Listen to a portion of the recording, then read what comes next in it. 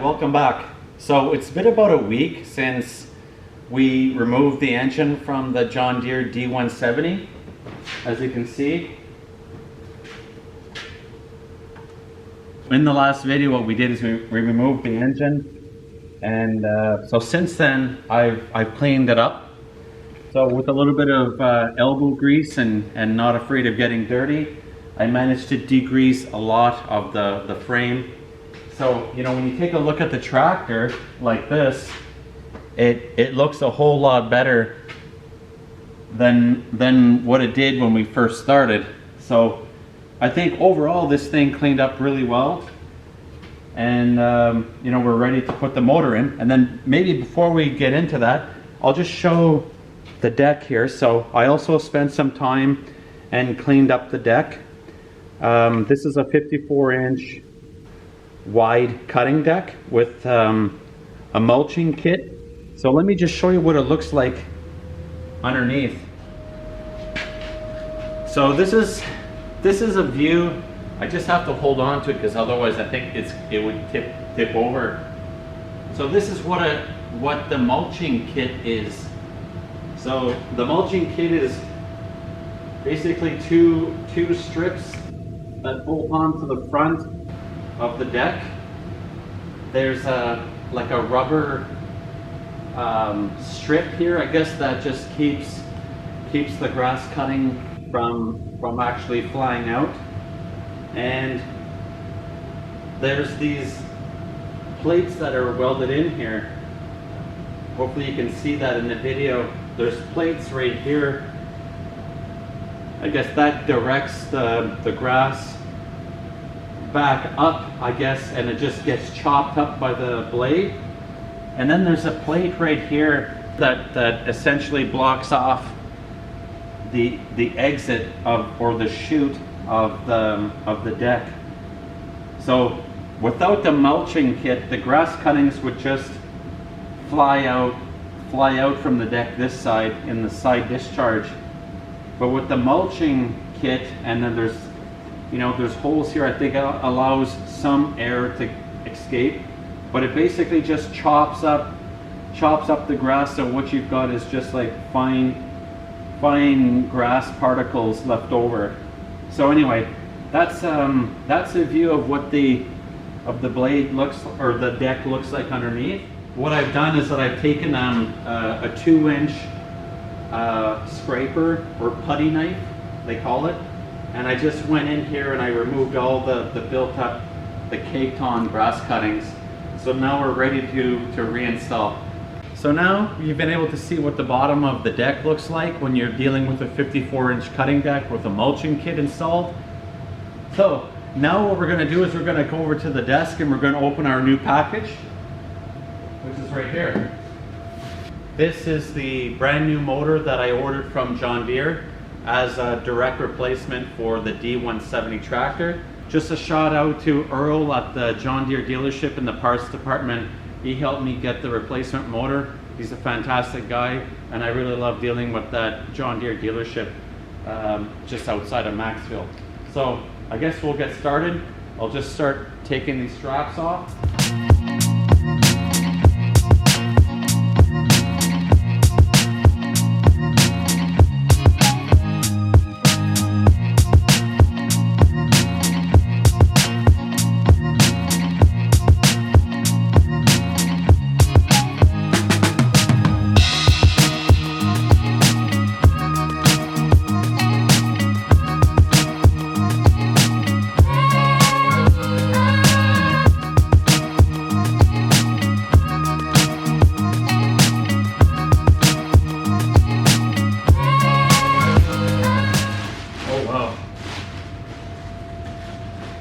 Oh geez. Already this looks a little bit different so now there's this contraction right here. I'm not sure what that is. But here, let's get it out of the...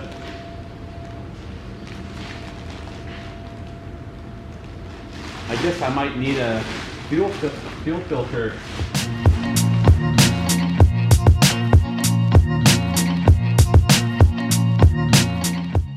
Okay, so we have the motor unboxed. This is a direct replacement recommended by John Deere for the D170 lawn tractor. It's a 24 horsepower twin Briggs & Stratton engine for a 4-cycle engine with overhead valves. So right off the bat, it's a little bit different than the original motor, and this is what I mean. Just here, right here, the oil drain. So you see there's just a plug here. I actually kept the extension tube off the other motor, so I'm gonna thread that in place. That'll just make the oil changes go that much easier. Maybe over on this side, I guess this engine has provisions for a canister type oil filter, I guess, that connects right here. So that's a little different than what the other engine, or the other, well, that is different than what the original engine had. The original engine had basically had an oil filter like this. If you recall, it had a canister, or whatever you want to call it. It's just like a conventional oil filter bolted on the side. Clearly this isn't the same thing. Like this is a different design altogether. Looks like there's like metal tabs that hold it in place. So that's something that I'm going to investigate. I guess I'll need to put in an order for an oil filter for that. That's okay. And then the other thing too that we're going to have to do is we're going to have to transfer our exhaust downpipes. So these are the exhaust downpipes that I took off the other engine. Okay. There's an exhaust gasket here that bolts onto the underside of the engine, and they go like so.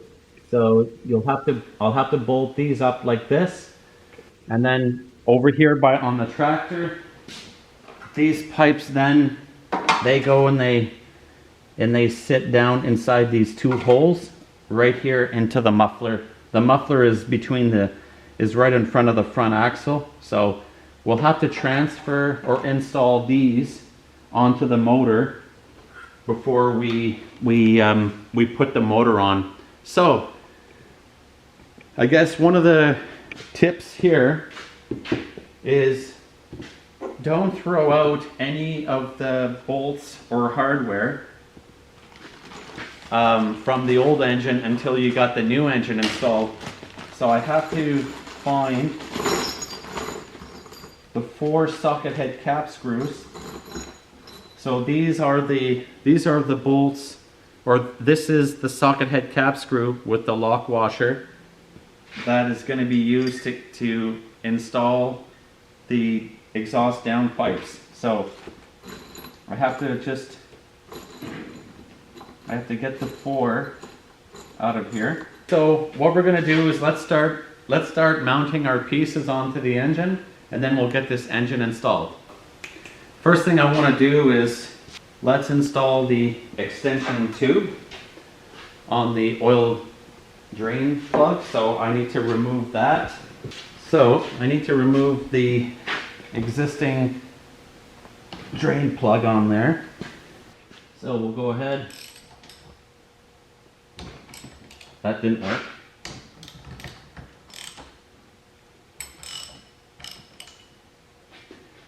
All right, that did not work. So just use my trusty crescent wrench. Just try to get that. I need to come closer to the edge, but without falling off.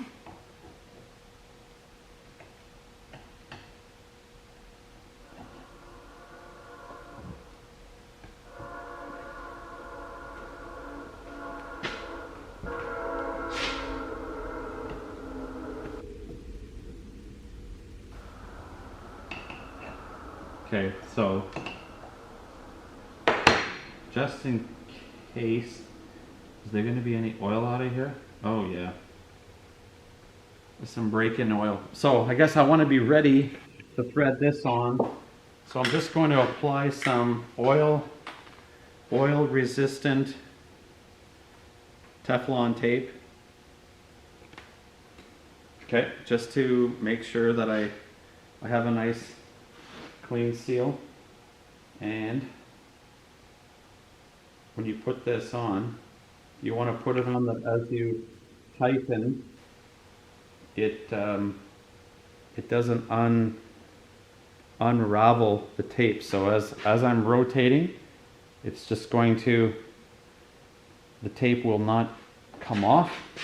So this is a step that I'm going to do quickly. I'll take the plug out and I'll start threading this on to try to retain as much of the, I guess, break-in oil there is in here, like that. So here you go, there's the plug. And then we're just going to tighten that on.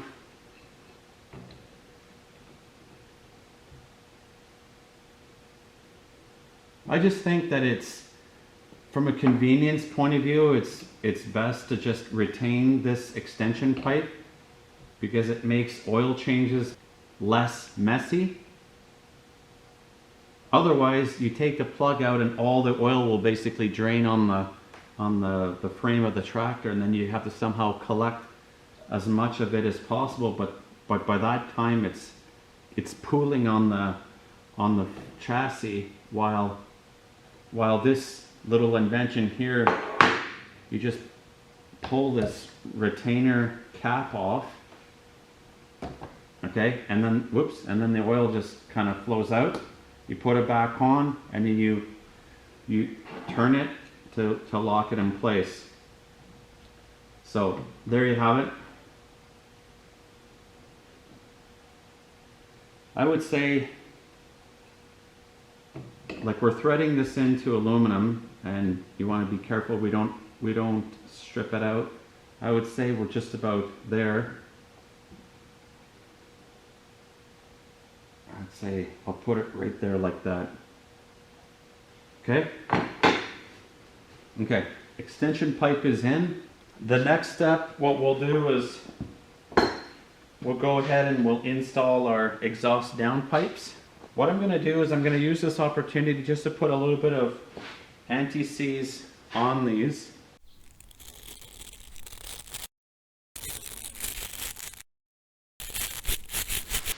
Hopefully we can do this work from here. I'd say this, they would have to go on like so. So as you can see, there's a gasket here already. I'm lucky I was able to reuse the gasket from the other motor. Okay, so I'll just get these bolts started here by hand. Okay, and then I'll do, I'll find the correct Allen key for this. Now I'm using a screwdriver with an Allen key, and I'm just gonna get this started by hand. Okay. I'll get them started by hand, so I'll put the next one on. For that one I might have to turn, so the next one will go in the same on the underside of the head.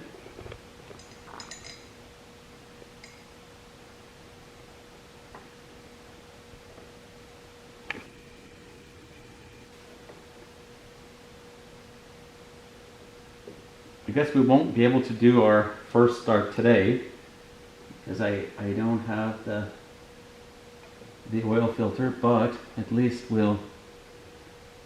hopefully we're going to get the engine into the tractor, or on the tractor there, and we'll see how far we can go.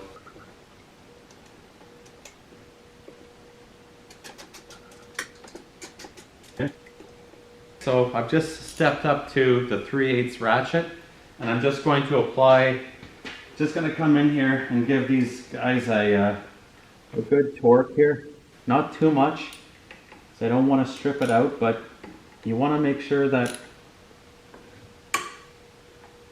you know, you have a good contact there. You don't want these things to leak, or you don't want any exhaust blow by here. You want it all directed from the engine right to the muffler, or into the muffler and then out. Okay, so just getting this last socket head cap screw tightened. It's good. That's good.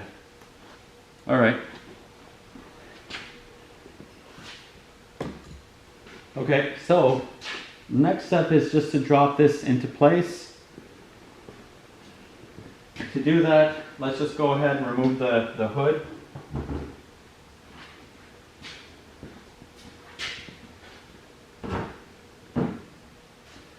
So what I'm going to do is I'm just going to take the tractor, rotate it just a little bit so we have more room to work. So I'll just grab it like this and then move it over like so. Now I can take the engine from the work table and then come and pop it right down on here. So if you want to just quickly look at this before we close this in. As you can see, everything here is nice and tidy, and these are the mounting locations for the engine. So you want to make sure that when you've set this up where there's nothing in the way, so when you set the motor down, you're not compressing any electrical wires. And here are the locations for the exhaust downpipes. Okay, so let's get the motor put back onto the chassis.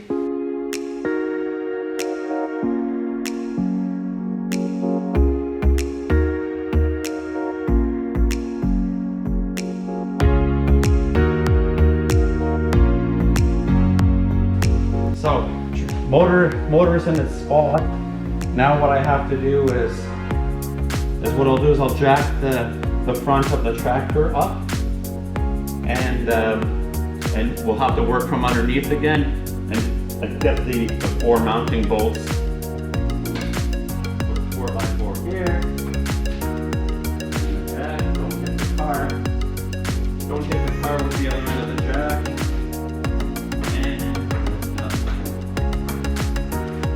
Transmission is locked. Yeah.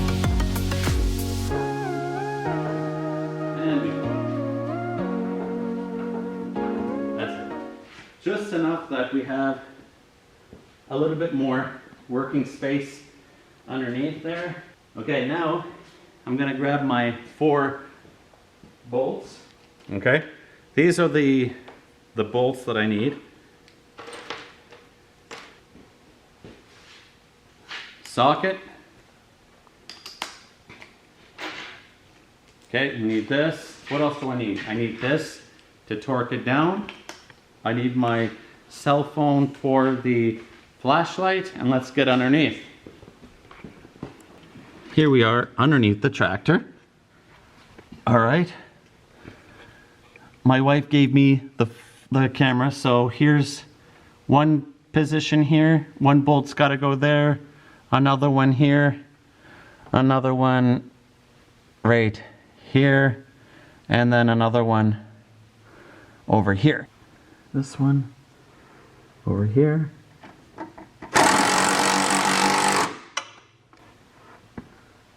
The one back here.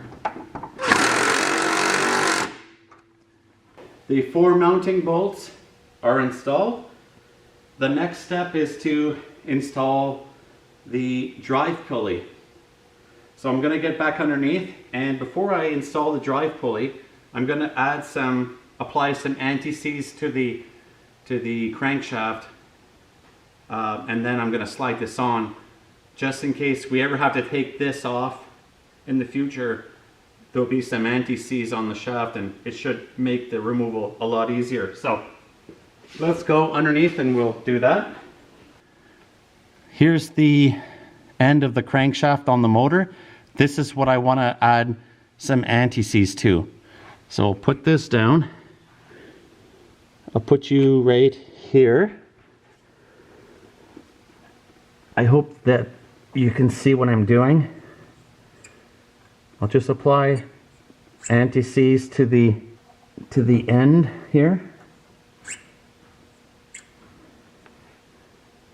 Okay, and then the keyway is located right here on the shaft, and then you have to make sure that when you install the pulley lines up with that keyway, and you want to make sure your drive belt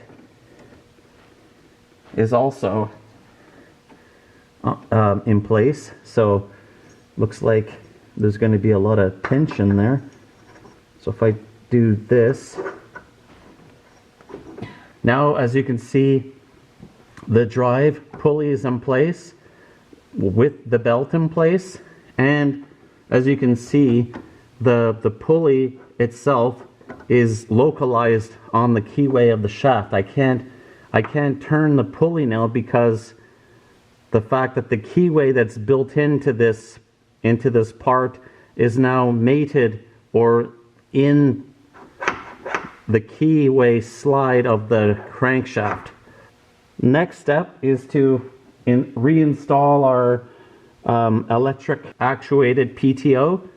Before we leave from underneath here, if I just rotate this, do you see that right there? That connector? See that black connector right on the top? We have to reinstall our 2-pin connector on there.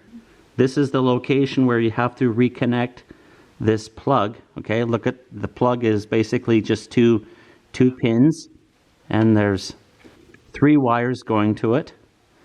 Okay, and then you just have to reconnect that, and what that does is that engages the electric PTO when you want to actuate the cutting blades. So it's very important to reconnect this and wait for the click. There you go. You heard the click? Okay, so this is what it looks like when it's now in place. Down we go.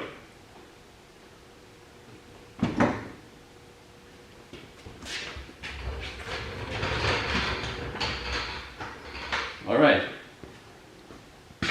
Now we need to make our electrical terminations.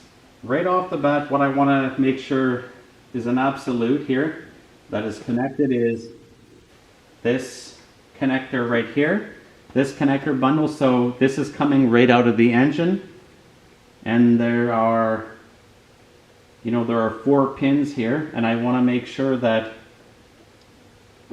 we have this properly terminated with this. So I'm just going to reconnect this, wait for the click. Okay, that's done.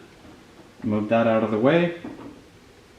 That was for the PTO, that's done. The next thing I want to terminate here is the starter.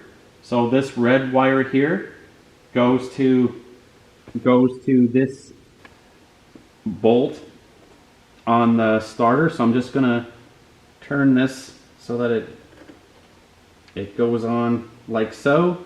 And then I'm just going to go grab the nut off the old tractor or off the old starter, and I'll put it on here. All right, so I have the washer and the nut, and I'm going to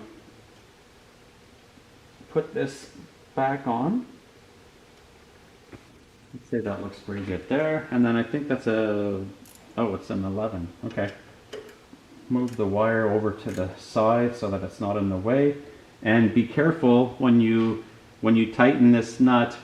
You don't want to over tighten it because you don't want the stud to turn and separate or break off from the inside. So just be very careful when you tighten that. The one other observation I made was there was this wire right here off the main harness, this connector right here. I don't think that there's an actual wire off the new motor that plugs into here. So we're just going to we're going to put him over to the side for now, and we'll just watch that later on. So now over on this side, we have two connections. One is the throttle cable and the other one is the fuel line. So for the fuel line, I already have a decent fuel filter in place. I think what I'm going to do is just take it off here. Take it off from here.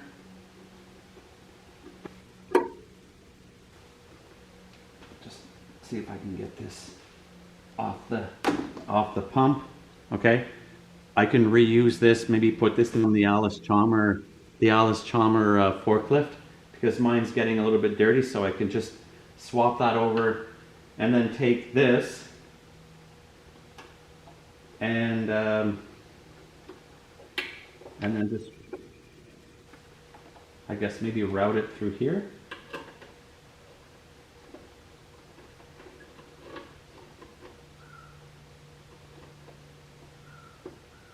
Route it like that, and then up into the fuel pump, and then using the little spring clamp, just put that in place like that. Okay, and then finally just grab the throttle cable, and the throttle cable gets connected up front. So right here in the front, okay, there's this mechanism right here, okay? What you need to do is we need to get the throttle cable to go into this little hole right there. So you take this, you bend it carefully so that you can put it inside, and then rotate it like so.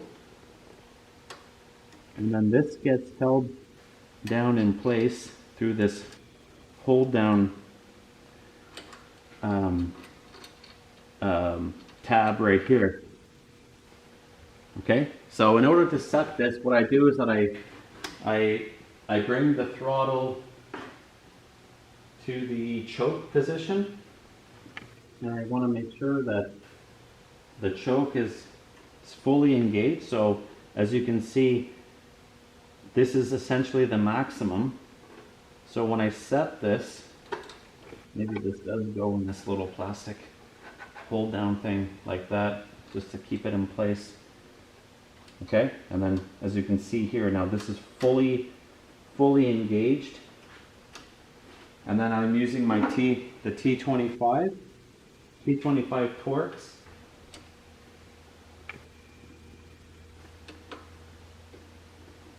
Start threading that in so that it doesn't pop out on me. Okay, see that? It's starting to grab. You need to make sure that when you tighten this down, the little tab underneath helps situate it so it doesn't rotate side to side. Okay, and then come back over here again, make sure this is fully actuating. Because when you want to start this motor, you want to make sure you have the ability to go full choke. Okay. There you go. So that's in place. So now, as I bring the choke lever or the throttle lever down, you see everything actuates nice and smooth. Everything here actuates. That's full choke on. So it's actually, there's actually a little bit of extra play here, I see. I think I like that. That should be fine. And then as you can see, when you bring the throttle down, you can throttle all the way down to the idle position. And then this is choke. So I like that. Throttle is installed. The fuel supply fuel line is now installed. the throttle cable's back in place. The only thing that we're really missing is the oil filter. What's this over here, guys? Check this out here. I have that cable here, and then there's another pin right here. Like this went on to the, this is basically a ground. That's a ground, and then I don't know if it's safe to ground this. See, like essentially those are the same pins, but I could always terminate that, because this went to the engine on the other version. So if this works out, what I can do is terminate that together so that that's dealt with. I think the next step, what we're going to do now is we'll install the battery.